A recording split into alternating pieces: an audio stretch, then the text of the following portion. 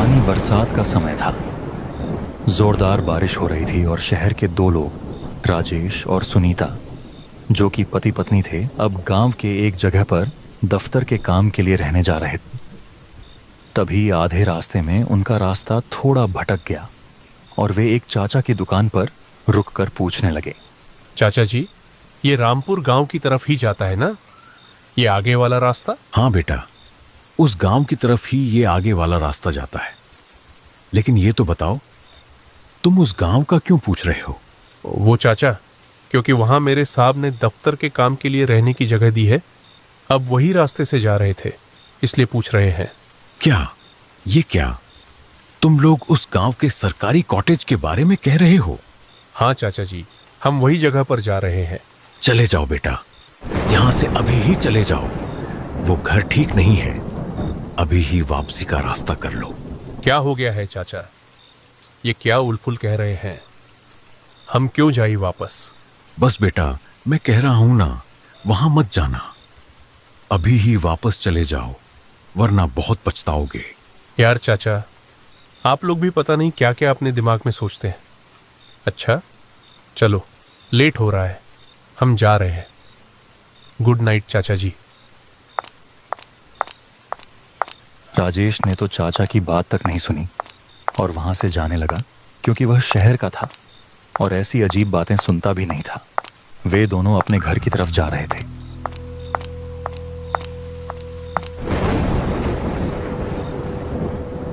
उस बारिश में भीगते हुए वो किसी तरह अपने नए घर के पते पर पहुंच गए। उनका यह वाला घर बहुत सुनसान जगह पर था। उस घर से गांव के लोगों के घर बहुत दूर दूर थे। घर देखने में काफी पुराना था, जैसे सालों से कोई रहा ना हो इसमें। अब इस अंधेरी रात में वो घर बहुत ही सुनसान लग रहा था। ये आखिर कैसा घर रहने के लिए दिया है आपके मालिक ने? इतनी सुनसान जगह पर, यहाँ आसपास कोई घर भी नहीं दिख रहा। हाँ, जगह तो थोड़ी सुनसान मुझे भी लग रही है, लेकिन तुम फिक्र मत करो, मैं अपने मालिक से फिर बात कर लूंगा।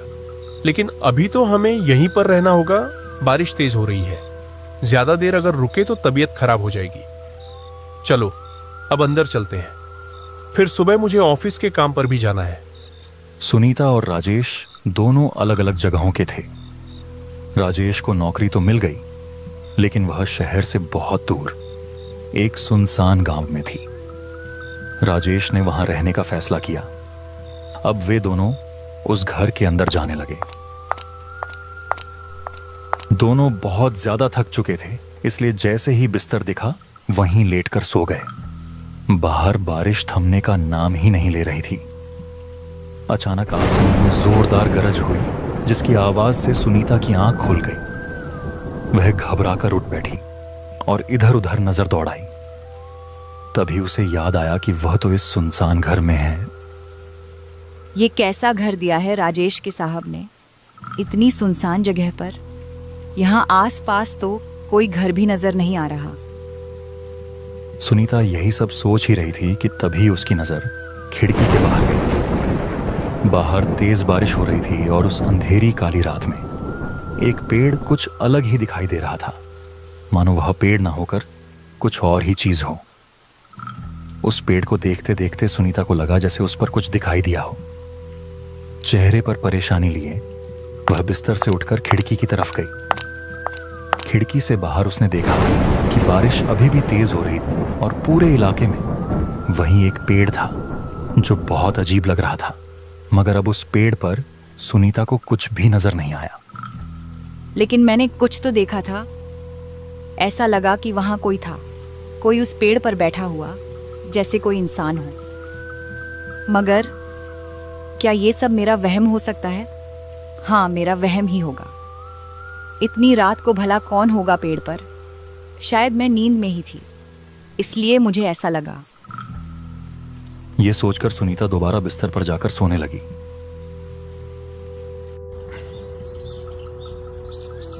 अगली सुबह राजेश ने अपने बड़े साहब से इस घर के बारे में बात की। फिर क्या हुआ राजेश जी? क्या कहा आपके साहब ने? घर का इंतजाम हो जाएगा ना? हाँ, मैंने बात कर ली है साहब से। दूसरे घर का इंतजाम हो जाएगा, लेकिन उसमें थोड़ा वक्त लग जाएगा, जैसे 3 दिन। तो क्या 3 दिन हमें यहीं पर ही रहना होगा? हाँ सुनीता, अभी हमारे पास कोई और रास्ता नहीं है। तब तक हमें यहीं पर रहना होगा। बस तुम 3 दिन गुजारा कर लो, फिर हम कहीं और चले जाएंगे। इतना कहकर राजेश अपने दफ्तर के लिए निकल गए। सुनीता घर में अकेली थी। दरवाजे से बाहर आकर जब सुनीता ने उस जगह का सुबह का नजारा देखा तो उसकी नजरें खुश हो गईं। जो नजारा रात को सुनसान लग रहा था, वही दिन में उतना ही खूबसूरत लग रहा था। वहां हरियाली थी और घर चारों तरफ जंगलों से घिरा हुआ था। लेकिन एक बात सुनीता को अजीब लगी, आसपास एक भी घर नहीं था। फिर वह दोबारा अंदर चली गई और खिड़की के पास खड़ी हो गई। मैं इस पेड़ के बारे में इतना क्यों सोच रही हूं? आखिर क्या है इस पेड़ में? मुझे लगता है कि मैं इसके बारे में कुछ ज्यादा ही सोच रही हूं। ये तो गांव के लोग हैं, इसलिए ऐसा सोचते हैं। मुझे ऐसा नहीं सोचना चाहिए। शाम का वक्त था और राजेश भी दफ्तर से घर आ गए थे। दोनों खाना खाकर सो गए। रात के ठीक 2 बजे सुनीता को ऐसा लगा जैसे कोई उसके कान में कुछ कह रहा हो।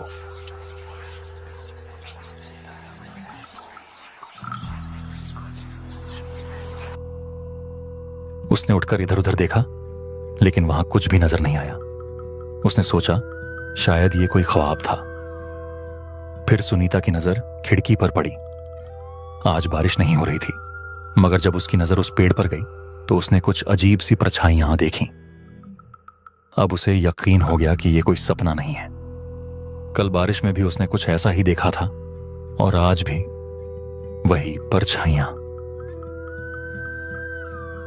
कोई तो है वहां पर, लेकिन इतनी रात को उस पेड़ पर कौन हो सकता है? आसपास तो एक भी घर नहीं है। इतना कहकर सुनीता घर से बाहर जाने लगी। बाहर जाकर उसने पेड़ की तरफ देखना शुरू किया, लेकिन पेड़ के पास अब अंधेरा छा गया था। उसे कुछ साफ दिखाई नहीं दे रहा था, इसलिए सुनीता आगे बढ़ने लगी। चारों तरफ गहरा अंधेरा था। सुनीता उस पेड़ के पास पहुंच गई। उसने पेड़ को इधर उधर से देखा, लेकिन उस पेड़ पर तो कोई भी नहीं था। ये कैसे हो सकता है? यहां पर तो कुछ भी नहीं है। तो फिर मुझे जो नजर आया वो क्या था?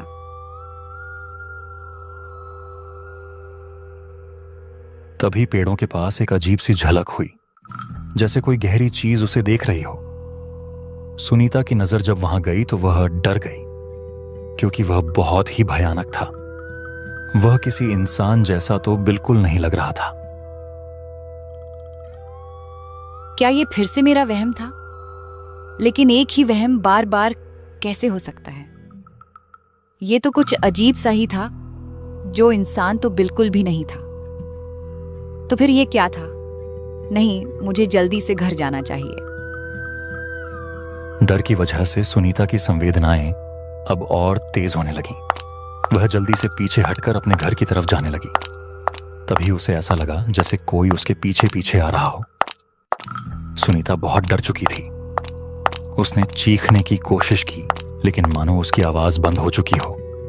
वह तेजी से घर के अंदर गई और दरवाजा बंद करके बैठ गई। सुनीता अब बुरी तरह डर चुकी थी और डर के साथ ही जल्दी से बिस्तर पर लेट गई।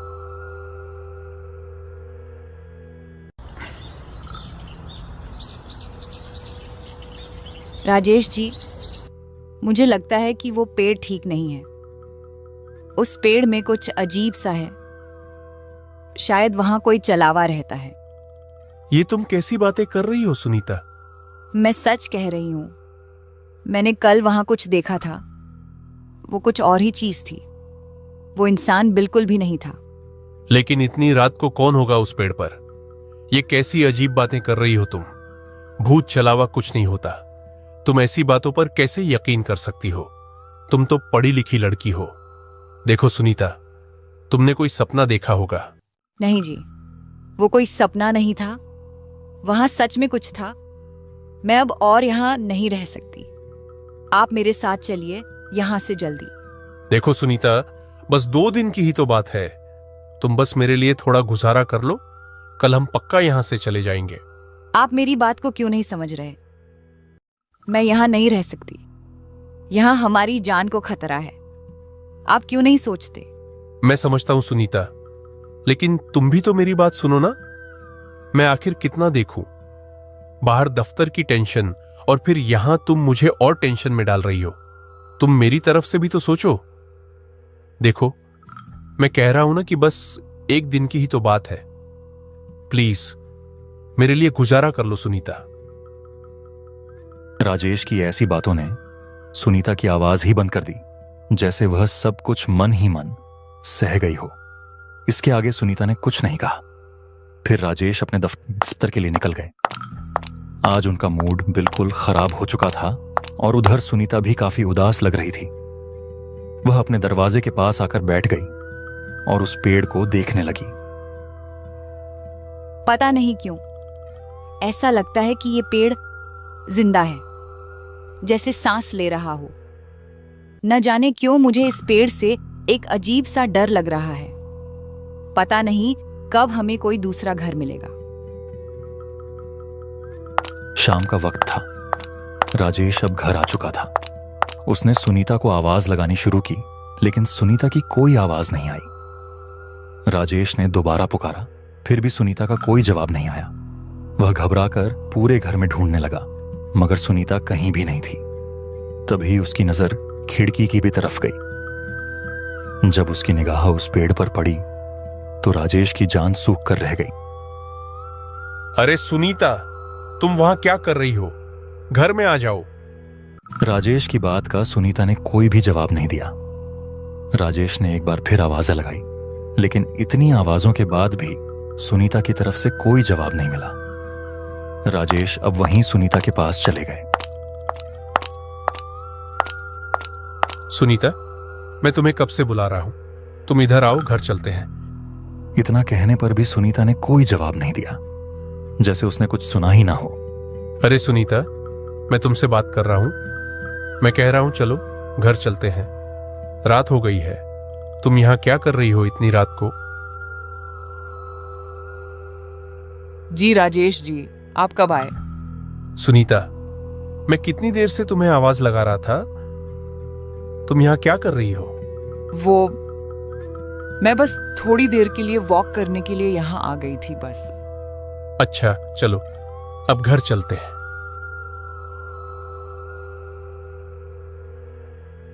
सुनीता, अब बस थोड़े ही वक्त की बात है। आज मेरे साहब से फिर बात हो गई है। 1 दिन में हमें दूसरा घर मिल जाएगा और वो घर दफ्तर के बिल्कुल पास में है। वहां आसपास बहुत सारे घर हैं। वहां तुम्हें कोई परेशानी नहीं होगी। यह कहकर राजेश ने सुनीता की तरफ देखा, लेकिन सुनीता ने कोई जवाब ही नहीं दिया, जैसे उसने कुछ सुना ही ना हो। सुनीता, तुम ठीक तो हो ना? क्या हो गया है तुम्हें? जी हाँ, मैं ठीक हूं। अच्छा, तुम वहां क्या कर रही हो? चलो, ज्यादा काम करना तुम्हारे लिए अच्छा नहीं है। अब आ जाओ और आराम कर लो। ठीक है राजेश जी। सुनीता भी अब आकर बिस्तर पर सो गई थी। आज मौसम साफ था। रात के 2 बज रहे थे कि अचानक बिजली की तेज कराने की आवाज आई, जिससे राजेश की आंखें खुल गईं। राजेश ने अपने पास बिस्तर पर देखा, लेकिन वहां सुनीता नहीं थी। उसने कमरे की तरफ देखा, लेकिन वहां भी सुनीता नहीं थी।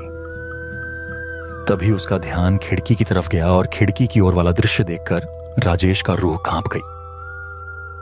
उसने देखा कि वह पेड़ और उस पेड़ पर बैठी हुई सुनीता थी। यह दृश्य देखकर राजेश के पैर से जमीन ही खिसक गई।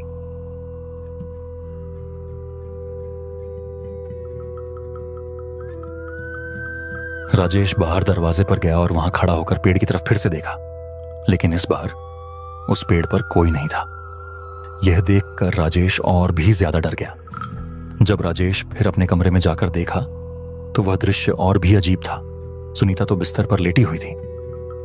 राजेश को भी कुछ समझ नहीं आया। थोड़ी देर के लिए उसे लगा कि वह कोई सपना देख रहा है। अब यह बहुत उलझन में पड़ गया। राजेश ने दरवाजा बंद किया और वापस जाकर अपने बिस्तर पर सो गया। कुछ ही देर में राजेश गहरी नींद में चला गया। रात का समय था। अचानक राजेश को ऐसा महसूस हुआ जैसे कोई उसके पैरों को जोर से खींच रहा हो। घबराहट में उसकी आंख खुली और जब उसने सामने देखा तो उसकी रूह कांप गई। सामने सुनीता खड़ी थी, लेकिन वो सुनीता नहीं थी जिसे राजेश जानता था। उसके पांव उल्टे थे, पूरा शरीर एक अजीब सा भयानक रंग लिए हुए था। उसके गले से लेकर पूरे जिस्म तक खून ही खून फैला हुआ था। राजेश को ऐसा लग रहा था मानो उसके अपने घर में कोई अनजानी डरावनी हस्ती आ गई हो। उस उल्टे पांव वाली सुनीता को देखकर राजेश का दिमाग बिल्कुल सुन्न पड़ गया। उसका शरीर वहीं जमसा गया जैसे किसी ने उसे हिलने की ताकत ही छीन ली हो। और तभी उसके गले से एक जोरदार खौफनाक चीख निकली जो पूरे कमरे में गूंज उठी। सुबह जब गांव वाले कुटिया पहुंचे, दरवाजा आधा खुला हुआ था। अंदर जाते ही उन्होंने देखा कि राजेश और सुनीता की लाशें खून से सनी जमीन पर पड़ी थीं। लेकिन सबसे डरावनी बात यह थी कि सुनीता की आंखें अब भी खुली हुई थीं और सीधा उस पुराने पेड़ की ओर घूर रही थीं। लोगों ने दबे स्वर में कहा, "ये वही पेड़ है जहां पहले भी लोग गायब हो चुके हैं।" उस दिन के बाद कोई भी उस सरकारी कुटिया में दोबारा नहीं ठहरा और फिर पूरे गांव में अजीब सा सन्नाटा छा गया। उस घर के नजदीक भी अब कोई नहीं जाता।